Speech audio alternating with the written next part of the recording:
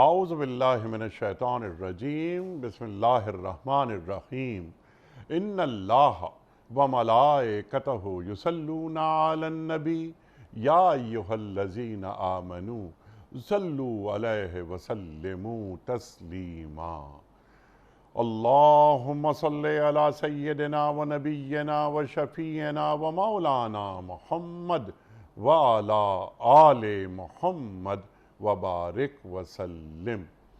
محترم خواتین و حضرات، السلام علیکم۔ پیام صبح کے ساتھ ایک بار پھر حاضر میں ہوں آپ کا میزبان انیق احمد۔ خواتین و حضرات، ماہ مبارک کے حوالے سے خصوصی پروگرام آپ کی خدمت میں ہم پیش کر رہے ہیں۔ روزانہ ایک نیا موضوع اور روزانہ ایک نئے مہمان ہوتے ہیں ہمارے ساتھ۔ یہ ماہ مبارک، ماہ رمضان، یہ ہے ہی نزول قرآن کا مہینہ۔ شہر رمضان الذی انزل فیہ القرآن ھدی للناس۔ قرآن کریم کی مختلف آیات کو لیتے ہیں، موضوع نکالتے ہیں، قرآن کریم کی ان آیات کو جوڑتے ہیں لمحہ موجود سے کہ آج قرآن کریم کی یہ آیات ہم سے کیا مخاطبت فرما رہی ہیں۔ خواتین و حضرات، آج کا ایک بڑا خاص پروگرام، بڑا خصوصی پروگرام، یہ 27واں روزہ، یہ 27واں روزہ تھا 14 اگست 47 کو۔ پاکستان معرض وجود میں آ رہا ہے۔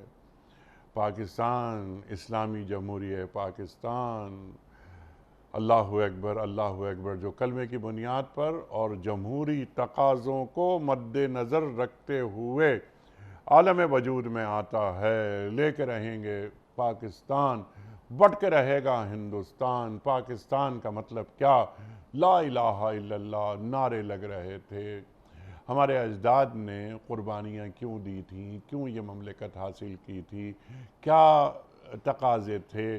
کیا ارادے تھے؟ کیا ان تعبیرات تک ہم پہنچے کہ جو خواب ہمارے بڑوں نے دیکھا تھا؟ کیوں لیا تھا یہ ملک؟ بلکہ اس سے پہلے ایک سوال ہم یہ رکھیں گے کہ ریاست کیوں ضروری ہوتی ہے؟ ریاست کا حصول کیوں ضروری ہوتا ہے؟ سرکار دو عالم صلی اللہ علیہ وآلہ وسلم مکہ مکرمہ سے مدینہ منورہ تشریف لا رہے ہیں، اور آپ کیا پڑھ رہے ہیں؟ یا اللہ تعالیٰ جبریل امین کے ذریعے سرکار دو عالم صلی اللہ علیہ وآلہ وسلم پر وحی بھیجتا ہے، دعا سکھاتا ہے کہ وَقُلْ رَبِّ أَدْخِلْنِي مُدْخَلَ صِدْقٍ وَأَخْرِجْنِي مُخْرَجَ صِدْقٍ وَاجْعَل لِّي مِن لَّدُنْكَ سُلْطَانًا نَصِيرًا۔ یہ وَاجْعَل لِّي مِن لَّدُنْكَ سُلْطَانًا نَصِيرًا یہ کیا ہے؟ اقتدار کو مددگار بنا دے اے میرے مالک۔ خواتین و حضرات، یہ دعا اللہ تعالیٰ نے قرآن کریم میں رکھ دی، یعنی اب قیامت تک پڑھی جاتی رہے گی۔ سوال ہم اپنے معزز مہمان کی خدمت میں رکھیں گے کہ دین ریاست کیوں چاہتا ہے؟ کیا اللہ کی زمین پہ اللہ کا نظام من لم یحکم بما انزل اللہ فاولئک هم الظالمون فاولئک هم الکافرون فاولئک هم الفاسقون، جو اللہ کی زمین پر اللہ کے احکامات نازل نہیں کرتے، نافذ نہیں کرتے، اللہ اکبر، وہ کافر ہیں، وہ ظالم ہیں، وہ فاسق۔ خواتین و حضرات، یہ اللہ تعالیٰ فرما رہے سورہ مائدہ میں، پاکستان ہمارے لیے اللہ کا احسان ہے، کتنی بڑی نعمت ہے۔ نعمت کی شکر گزاری کیسے کی جاتی ہے، یہ بھی ہمارے محترم مہمان محترم مولانا شجاع الدین شیخ صاحب ہمیں تعلیم کریں گے۔ خواتین و حضرات، مولانا شجاع الدین شیخ صاحب سے کون واقف نہیں؟ ہمارے ملک کا ایک محبوب نام، مقبول نام، ممتاز نام، شاگرد خاص محترم ڈاکٹر اسرار احمد صاحب علیہ الرحمہ۔ شیخ صاحب کو خوش آمدید کہتے ہوئے پروگرام کا آغاز اللہ تعالیٰ کے بابرکت نام سے، سورہ انفال اور آیت نمبر 26۔ اعوذ باللہ من الشیطان الرجیم، بسم اللہ الرحمن الرحیم۔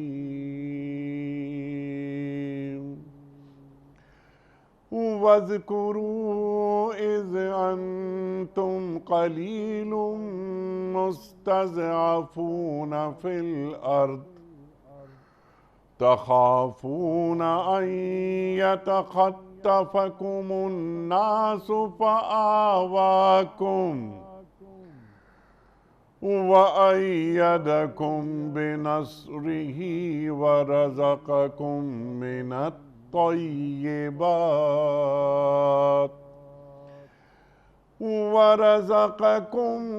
من الطيبات لعلكم تشكرون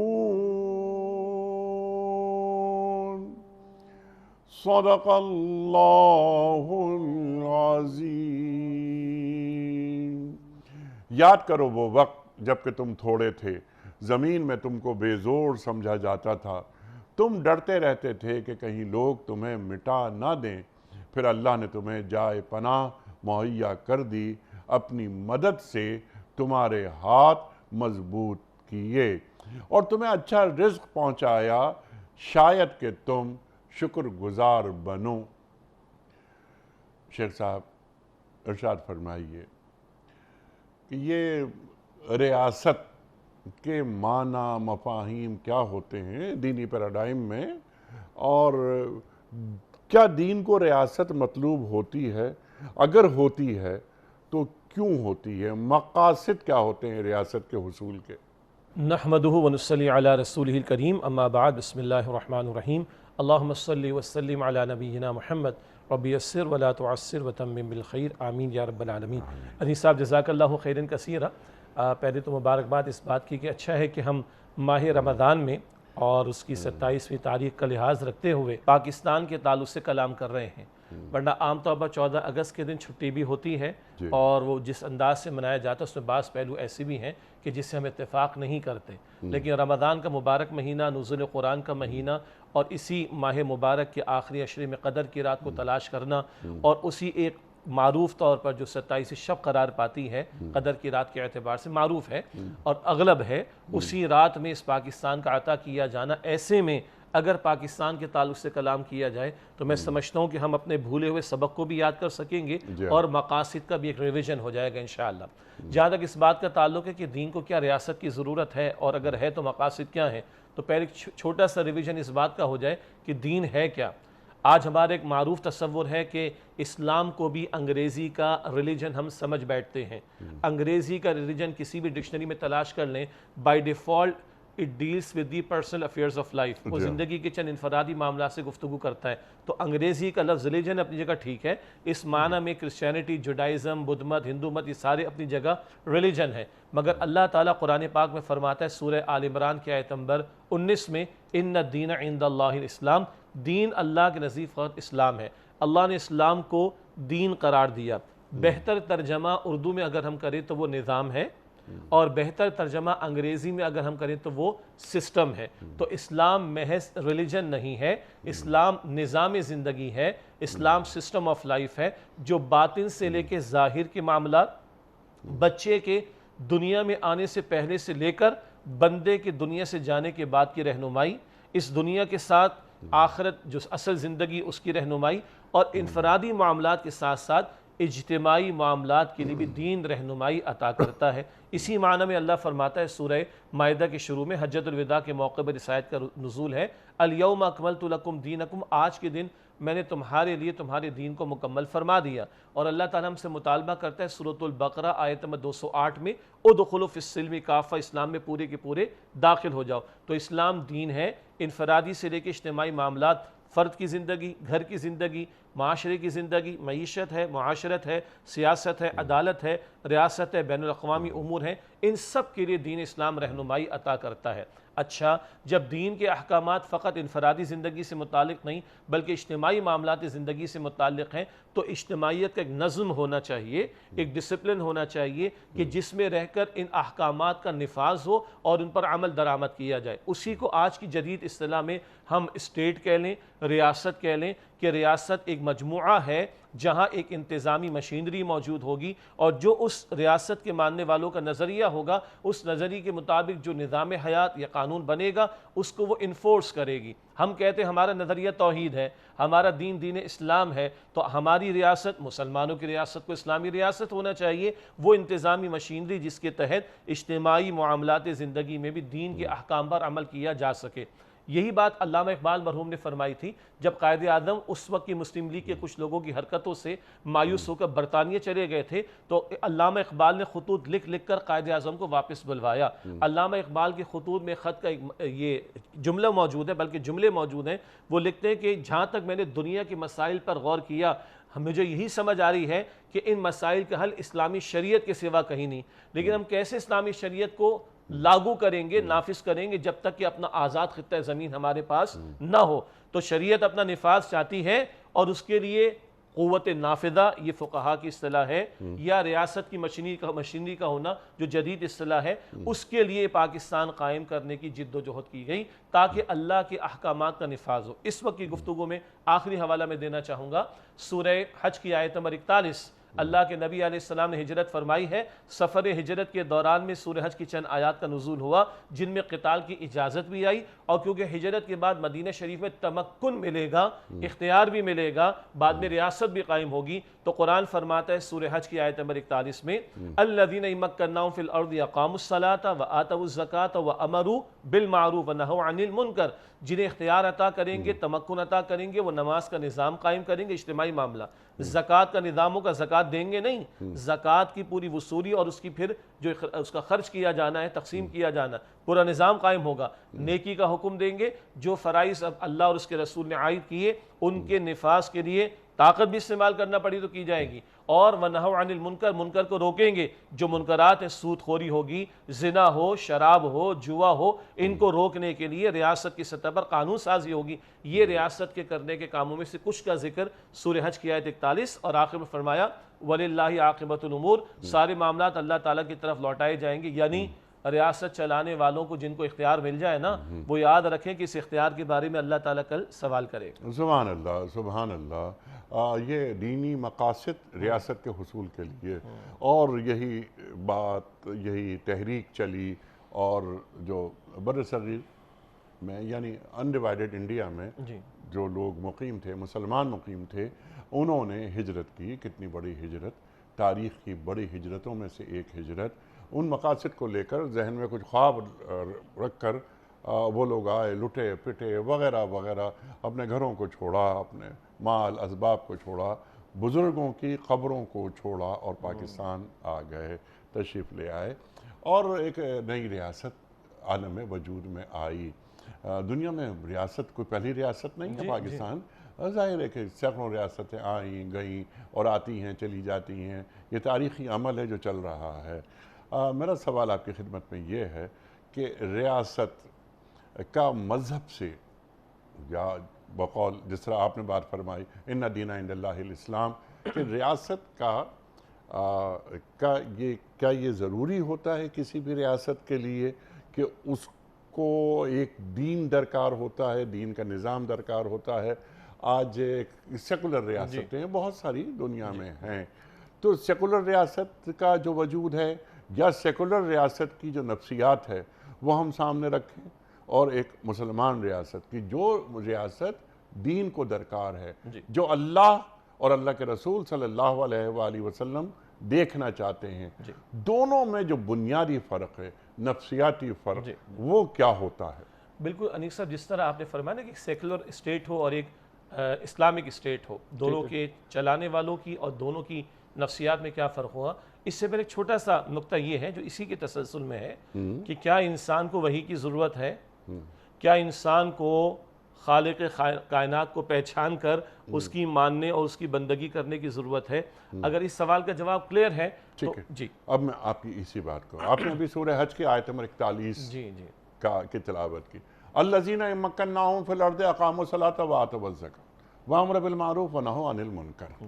سبحان اللہ، سبحان اللہ، وہی خداوندی، آپ نے وہی کا ذکر کیا۔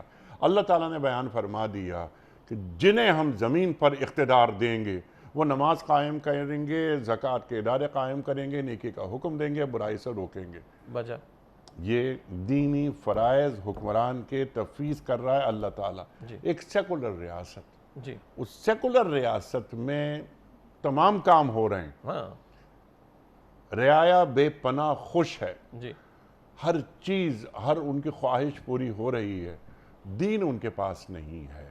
یعنی بقول آپ کا جملہ کہ وہی خدا بندی، یعنی ان کے پاس وہی کی اتباع نہیں ہے، جی ہمارے پاس وہی کی اتباع ہے۔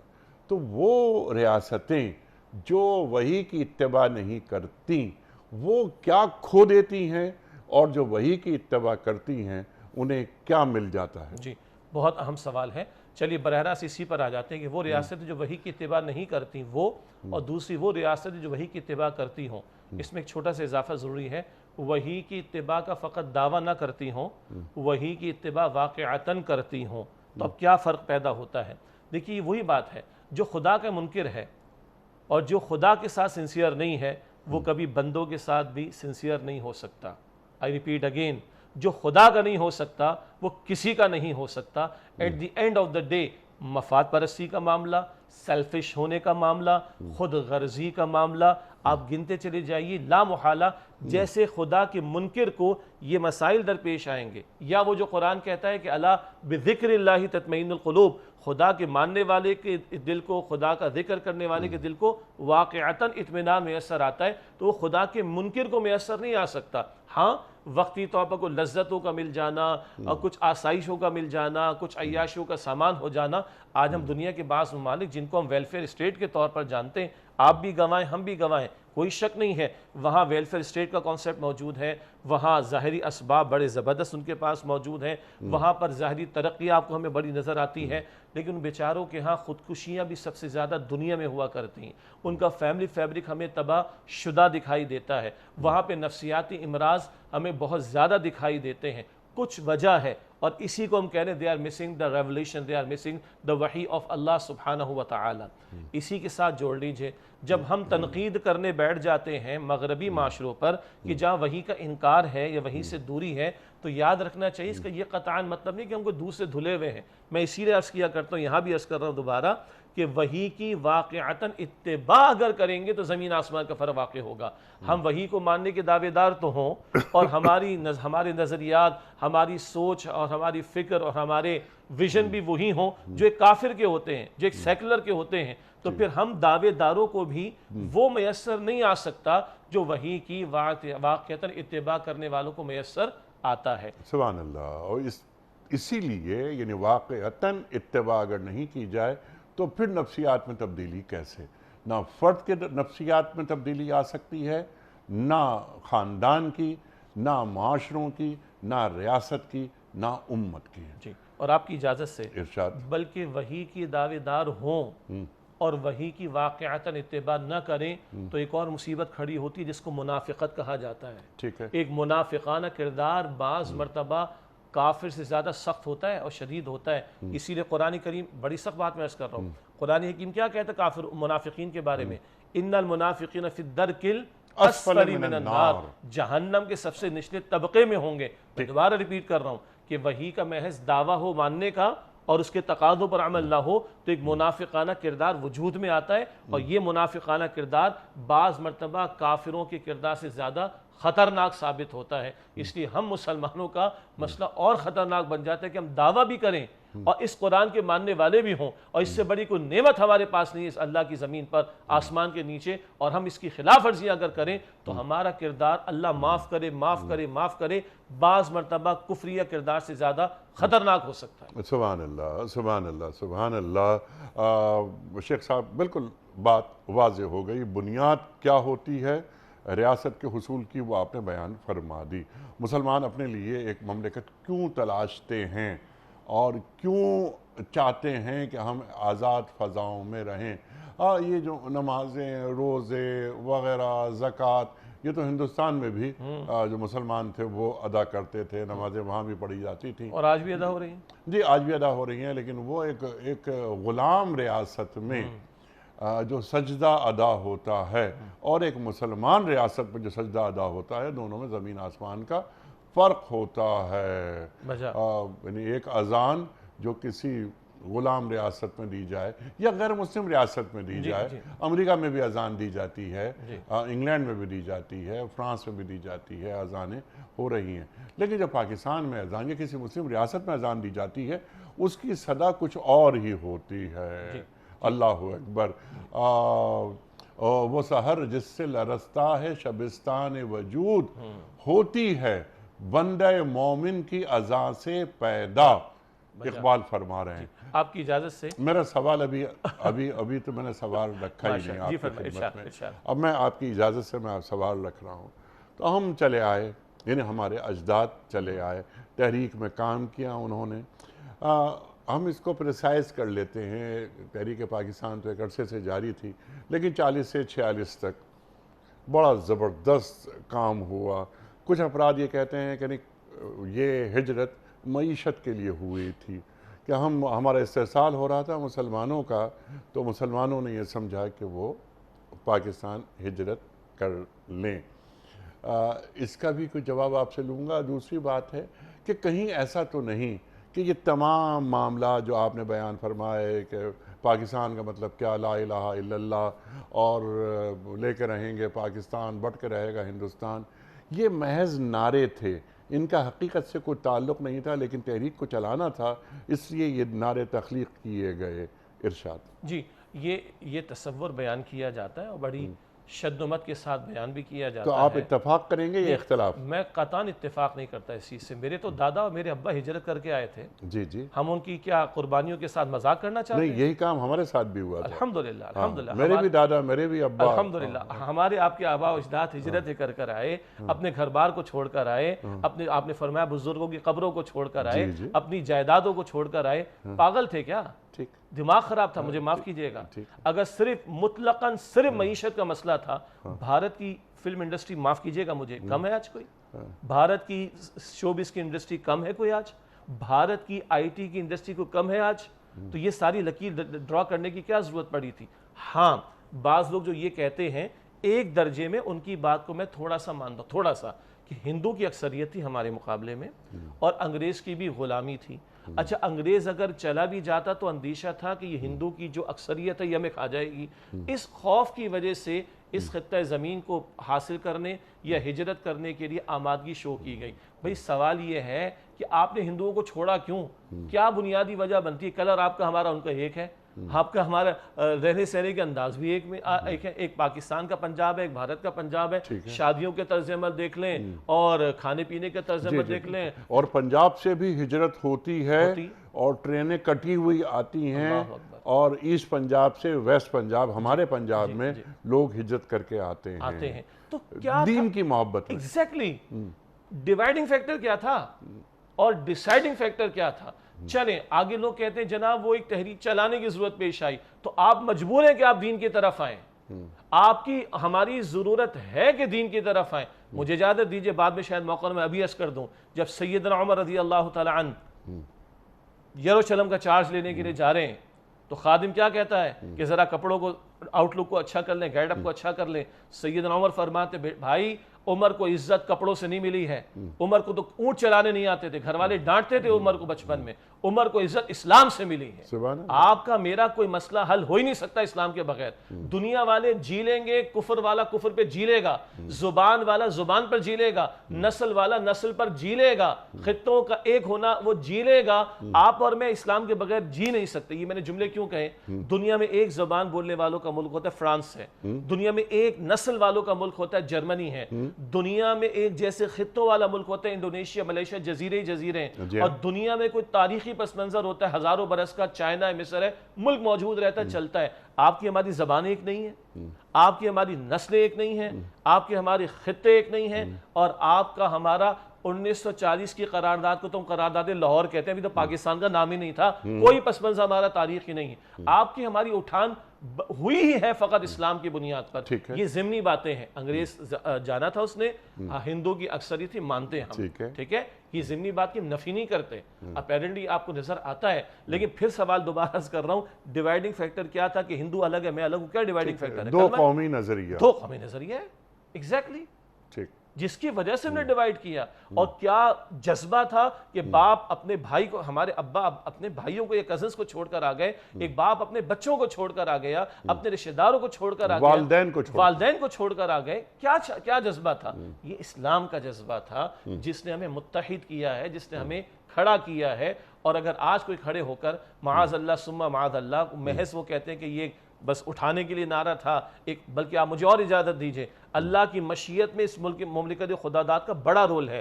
1947 میں پاکستان وجود میں آیا نظریے کی بنیاد پر, اور مئی 1948 میں اسرائیل وجود میں آتا ہے, وہ بھی نظریے کی بنیاد پر ہے.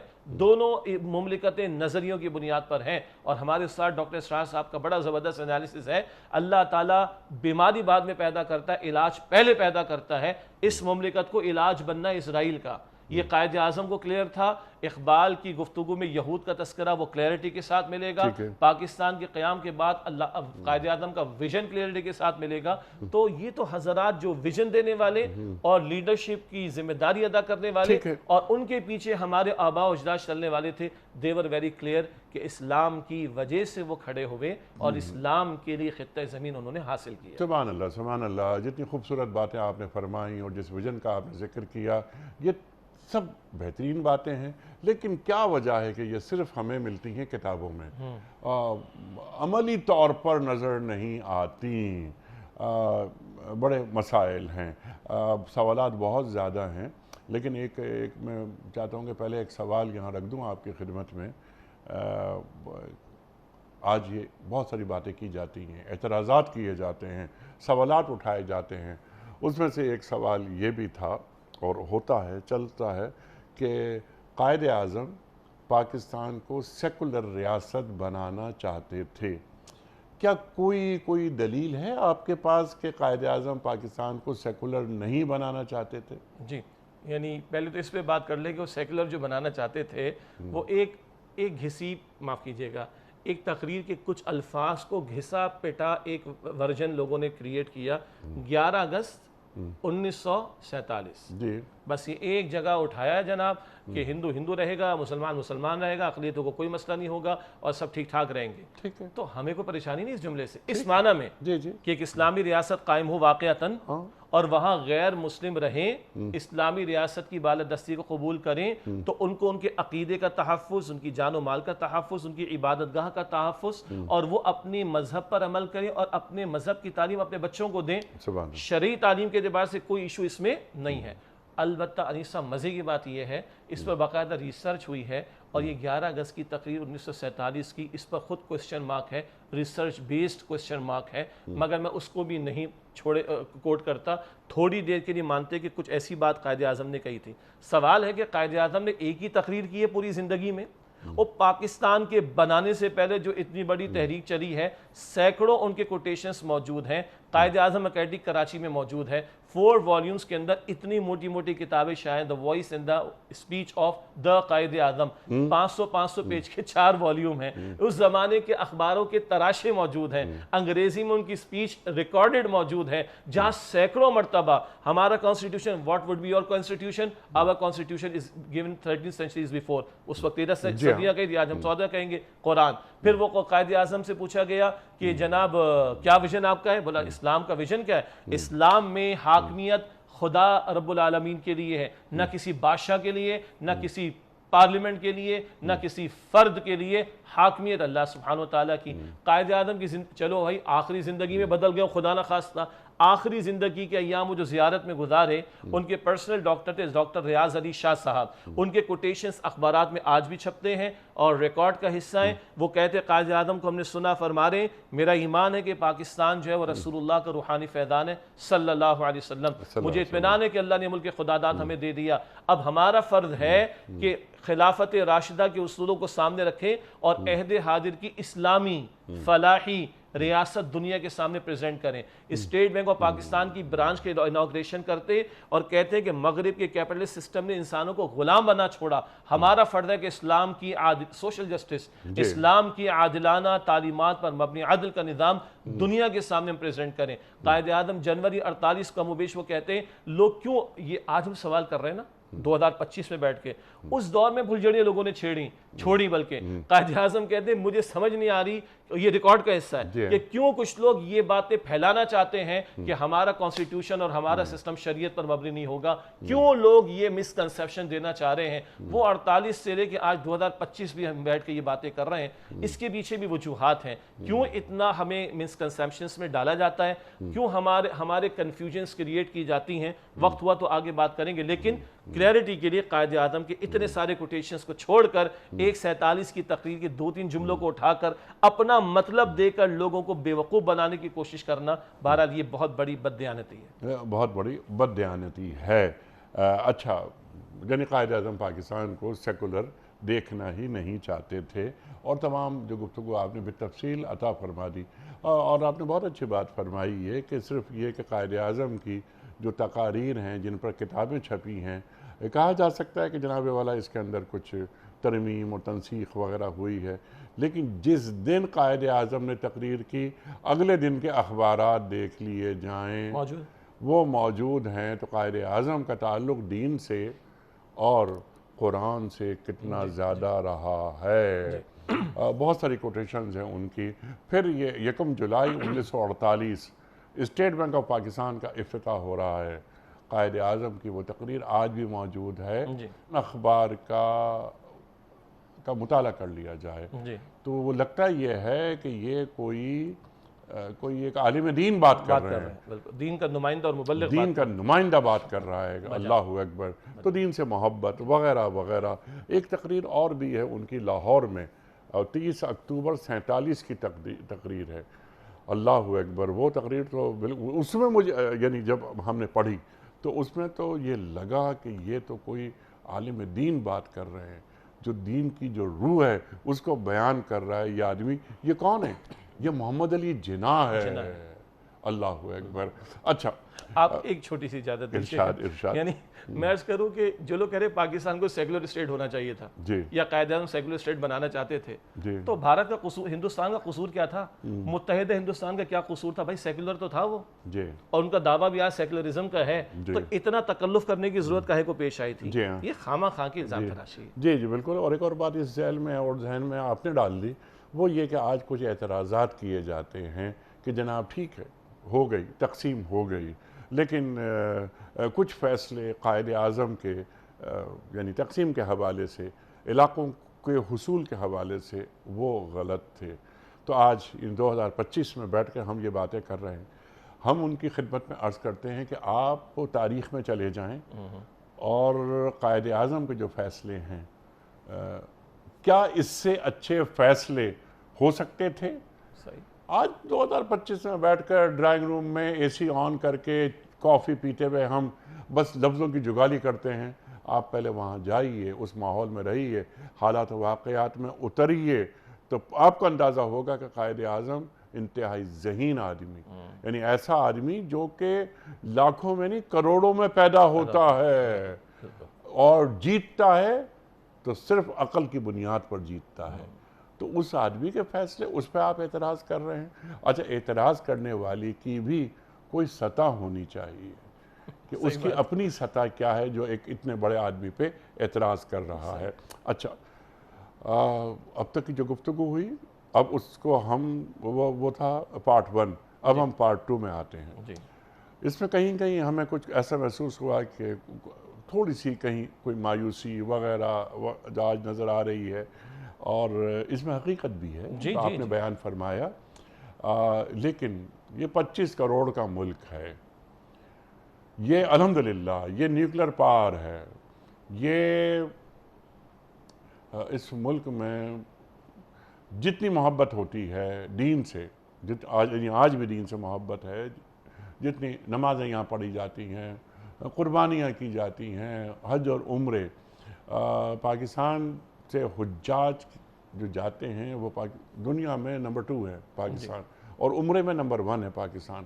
عمرہ ادا کرنے کے لیے پاکستان سے جو لوگ جاتے ہیں دنیا میں سب سے زیادہ جاتے ہیں، یعنی دین سے ایک تعلق ہے۔ لیکن جو آپ کی بات کہ وحی کی صحیح معنوں میں اتباع، یعنی ایک ہے دین، ایک ہے تفہیم دین، فہم دین، دونوں میں ذرا سا فرق ہوتا ہے۔ 15 اگست آ گئی، 15 اگست کے بعد یعنی وہی نعرے، وہی سلسلے، لوگ آئے، لٹے پٹے وغیرہ وغیرہ. کچھ ہی دن بعد اندازہ ہوا کہ نہیں، جانے جہاں ہم تو دھوکے میں مارے گئے. کچھ افراد کے ذہن میں یہ مصرع آیا کہ ہم نے وہ نعرے لگائے بہت، پاکستان کا مطلب کیا، لا الہ الا اللہ ہونا چاہیے تھا کہ پاکستان کا مقصد کیا، محمد الرسول اللہ. تو ہم سے یہ کام نہیں ہوا، لیکن کوئی بات نہیں ہے. تو چند بڑی بڑی غلطیاں ارشاد آپ فرما دیجئے ہم سے کیا کیا غلطیاں ہوئیں، اور اس میں ہم کسی پر انگلی نہیں اٹھا رہے. ہاں، سب نے اپنے اپنے کام کیے اپنی اپنی توفیق کے مطابق، لیکن اب بھی نیور ٹو لیٹ، اب بھی بہت سے کام ہو سکتا ہے. اب بھی ہم کھٹکتے ہیں بڑی طاقتوں کو کہ یہ جو پاکستان ہے یہ ایک ہمارے لیے ایک مسئلہ ہے. یہ ویسے ہی کیوں نہیں ہو جاتا جس طرح دیگر مسلمان ریاستیں. ارشاد. انیس صاحب، بہت طویل گفتگو بھی ہو سکتی ہے، بہت سارے پہلوؤں پر بھی کلام ہو سکتا ہے، اور ظاہر بات ہے ماہ رمضان میں کلام کرنا ہے، اور ہم اللہ کی مدد کے محتاج بھی ہیں، اور اللہ سے امیدیں بھی لگائے رکھیں. ماہ رمضان میں آپ کی اجازت سے ہمیں اللہ نے قرآن دیا، ہمیں اللہ نے پاکستان دیا. جی، اور ماہ رمضان میں بدر بھی سجا تھا، ماہ رمضان میں فتح مکہ بھی ہوئی تھی، اور ماہ رمضان میں اللہ نے پاکستان بھی عطا فرمایا. تو میں بھی چاہتا ہوں کہ تھوڑا سا پازیٹیو سائڈ کا بھی، ہاں، لوگوں کو مایوسی سے نکالیں. نہیں بالکل. دیکھیں، پہلی بات ہے 77 برس کا موبیش، یہ قوموں کی زندگی میں بہت بڑا عرصہ نہیں ہے. اگر ماضی کی اقوام کا جائزہ لیں، صدیوں کا معاملہ ہو جاتا ہے. یہ ہم کوئی بیک فٹ پہ جانے کی بات نہیں کر رہے. پھر وہ ایک ایسی قوم، یا یوں کہیے کہ امت کا ایک ایسا حصہ، کیونکہ ہم تو امت کے قائل ہیں، کہ جس نے بہرحال اللہ کے نام پر قربانیاں دے کر اس خطہ زمین کو حاصل کیا. اور آپ نے اشارہ بھی کر دیا، کیا وہ دین دشمنوں کو اور شیطان کے ایجنٹوں کو وہ کھٹکے گا نہیں؟ تو کیا اس کے قیام کے وقت سے ہی اس کے خلاف سازشیں شروع نہیں ہو گئی ہوں گی؟ بٹ نیچرل، یعنی جب دنیا کہتی ہے سیکولرزم سیکولرزم سیکولرزم سیکولرزم، اور what is secularism? No intervention of religion in education, in politics and economy and state affairs. کوئی ڈکشنری آپ اٹھا لیجئے، یہ سیکولرزم کی ڈیفینیشن ہے. یہ تو بالکل اسلام کے مقابلے میں ہے نا. تو اسلام اور سیکولرزم بالکل اپوزٹ ہے ایک دوسرے کے. یہ اتنی بڑی گالی دینا ہے، معاذ اللہ، میں اب کھل کر بات کر رہا ہوں، یہ اتنی بڑی گالی دینے کی بات ہے کہ کہا جائے کہ پاکستان کو سیکولر اسٹیٹ ہونا چاہیے، معاذ اللہ، یا قائد اعظم کی جو ہے وہ شان میں گستاخی کرنے کے مترادف ہے. یہ کلیئر ہو گئی بات. میں عرض کر رہا ہوں کہ ہم نے نعرہ لگایا، 1949 بھی نعرہ لگا دیا نا، ہم نے قرارداد مقاصد پاس کر دی. ہم نے کہا حاکمیت اللہ کی ہے. دنیا کہتی ہے حاکمیت بندوں کی ہے، government of the people, by the people, for the people. ہم کہتے ہیں نو، we are the servants to Allah سبحانہ وتعالی. ہم اللہ کے بندے ہیں، ہم خدا نہیں ہیں، ہم حاکم نہیں ہیں. وی آر دا وائسریٹ آف اللہ سبحانہ وتعالی. اللہ نے خلافت دے کر ہمیں زمین پر بھیجا. ہماری عقل بالا تر نہیں ہے، عقل استعمال ہوگی مگر شریعت کے تابع رہ کر. No legislation would be made repugnant to the Quran and Sunnah. کوئی کتاب و سنت کے خلاف اس ملک میں قانون سازی نہیں کی جائے گی. ہم نے تو ریاست کو کلمہ پڑھا ڈالا اور دنیا کے اندر کھلبلی مچ گئی. یہی وجہ ہے کہ لیاقت علی خان مرحوم امریکہ گئے، کتنی بڑی بڑی آفرز دی گئیں. ذرا اسرائیل کو قبول کر لینا آپ لوگ، تھوڑا اسرائیل کو قبول کر لینا. ابھی آپ لوگ نئے نئے وجود میں آئے ہیں نا پاکستان، ہم آپ کو جو ہے وہ خزانے کھول دیں گے آپ کے لیے. کیا الفاظ لیاقت علی خان مرحوم کے، our souls are not for sale. ہم بکاؤ مال نہیں ہیں. مطلب we were clear at the start. اور اس دن کے ساتھ ہی میں سمجھتا ہوں کہ ہمارے ساتھ سازشوں کا معاملہ شروع ہوا. البتہ ہم یہ کہیں جانا فلاں نے سازش کی اور فلاں نے سازش کی، تو ہم یہ بھی تو کہتے ہیں شیطان نے ایسا کیا، شیطان نے ویسا کیا. جس قرآن کی تلاوت ہم روزانہ کرتے ہیں، جس قرآن کی آیات کا روزانہ ہم بیان کرتے ہیں، اسی قرآن میں ہم پڑھتے ہیں نا سورہ ابراہیم میں شیطان کی تقریر ہے نا. شیطان کیا کہے گا؟ فلا تلومونی ولوموا انفسکم. ارے مجھے ملامت نہ کرو، اپنے آپ کو کرو. تو اپنے جو قصور ہے اس کو بھی ہم دیکھیں، لیکن اللہ کی مشیت میں اس خطے کا بہت بڑا رول ہے. کیوں اللہ نے اسلام کی بنیاد پر ہمیں کھڑا کر دیا؟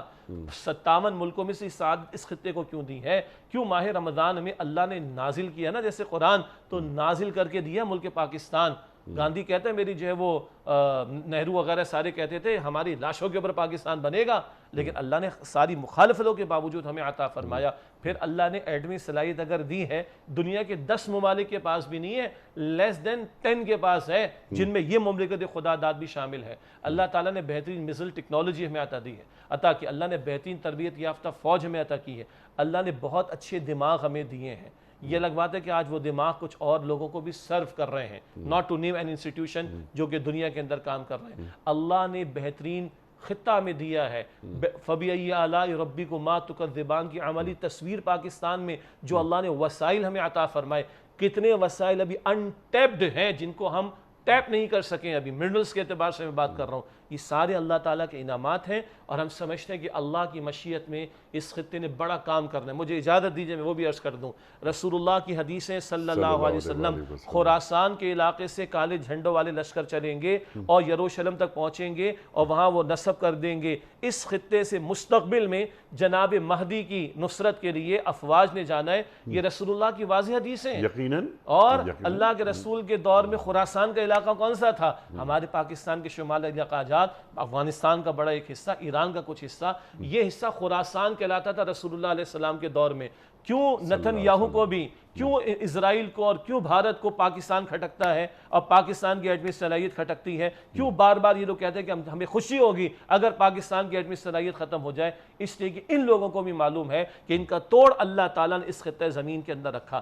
اللہ کرے کہ ہمیں اس خطے کی اس اہمیت کا اندازہ ہو۔ جب اہمیت کا اندازہ ہوگا تو بندہ حفاظت کی بھی کوشش کرے گا، اس کو سنوارنے کی بھی کوشش کرے گا، اپنی غلطیوں کا اعتراف ہمیں کرنا چاہیے۔ سبحان اللہ۔ لیکن ایک روڈ میپ، جی، یہ تمام جو گفتگو ہے آپ کی بہت اچھی ہے، لیکن خواہشات پر مبنی ہے۔ جی، میں آپ کی خدمت میں یہ عرض کر رہا تھا، جس طرح آپ نے بات فرمائی کہ ہاں ہم ہندوؤں کی غلامی میں تھے، 14 اگست 47 سے پہلے استحصال ہمارا ہو رہا تھا۔ کیا ایسا نہیں کہ ہم ہندوؤں کی غلامی سے نکل کر ہم کسی اور کی غلامی میں چلے گئے؟ ہم ان کے لیے خود کو قابل قبول بنانا چاہتے ہیں، ہم نے عافیت کو عذر سمجھ رکھا ہے۔ ہماری نفسیات بالکل ویسی ہی نفسیات ہے، وہ فرد ہو یا حکمران، کہ جیسی ایک سیکولر ریاست کی نفسیات ہوتی ہے۔ اپنی ریاست کو سدھارنے کے لیے، آگے لے جانے کے لیے، کیا ہم اسی طرح نہیں سوچتے جس طرح غیر مسلم ریاستیں سوچتی ہیں؟ میرا سوال آپ کی خدمت میں یہ تھا اور یہ ہے، روڈ میپ، حکمت عملی، جسے ہم نے حکمت عطا کی، فقد اوتیا خیرن کثیرا۔ تو حکمت، اور حکمت تو آگے کی چیز ہے، اس سے پہلے علم اللہ بیان کرتا ہے قرآن کریم میں۔ ہمارے پاس یعنی چند کام، ٹو ڈوز، کرنے کے کام، علم میں، تحقیق میں، یہ جو ذہنی غلامی ہے اس سے دور رہنے میں۔ اقبال کیا کہتے ہیں کہ بھروسہ کر نہیں سکتے غلاموں کی بصیرت پر، کہ دنیا میں فقط مردان حر کی آنکھ ہے بینا۔ یہ مصرع لکھ دیا کس شوخ نے محراب مسجد پر، یہ ناداں گر گئے سجدے میں جب وقت قیام آیا۔ تو ہماری نفسیات میں اب تک یہ بات ہی نہیں آئی کہ سجدے کا وقت کون سا ہوتا ہے اور قیام کا وقت کون سا ہوتا ہے۔ تو کچھ چیزیں کچھ کرنے کے کام ہوتے ہیں نا، کچھ شارٹ ٹرم پلاننگز ہوتی ہیں، کچھ لانگ ٹرم پلاننگز ہوتی ہیں۔ کیا ہم اس سے واقف ہیں یا ہم ذہنی طور پر بانجھ ہو گئے؟ بانجھ بھی ہو گئے اور غلامانہ ذہنیت کا شکار ہے، سچی سی بات یہ ہے۔ نہیں، مجھے آپ کی اجازت سے اور میں جان کے امان پاؤں تو عرض کروں، معاف کیجئے گا، میں دوبارہ آپ سے، نہ ہم بانجھ ہوئے ہیں اور نہ ہم ذہنی غلامی پہ تیار ہیں۔ ہاں، حالات بعض اوقات ایسے ہوتے ہیں حضرت، یعنی ہم نے آپ ہی سے سیکھی ہیں یہ باتیں۔